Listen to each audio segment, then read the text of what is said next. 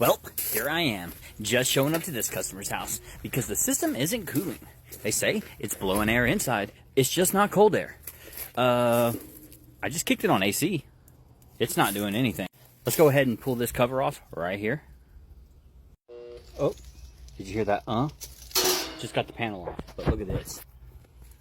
Oh my goodness, wire fell off because it just exploded. This capacitor is done. I'm gonna pull this power immediately.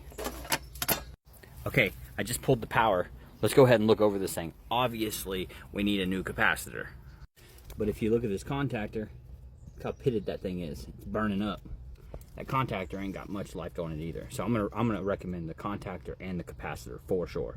When a contactor blows like that, it's probably because there's a lot of unnecessary heat. Okay, so let's look at this condenser coil, and oh wow, that's really not that dirty at all. It's pretty clean. I'm gonna go ahead and take my screwdriver, aka nut driver. Even though I take screws out with this thing, people want to call it a nut driver. But since I called it a nut driver, I expect to follow. Follow me, please. I just want more followers. But I'm gonna go ahead and push this thing down here. Let me see if this blade is real tight. Oh yeah. That motor's, the bearings on it, they're tight.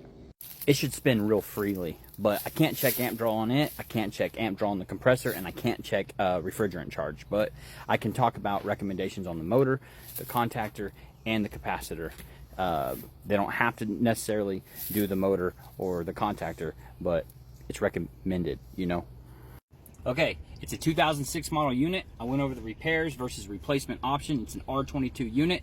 The system's 17 or 18 years old. Customer just wants to replace it. Let's go.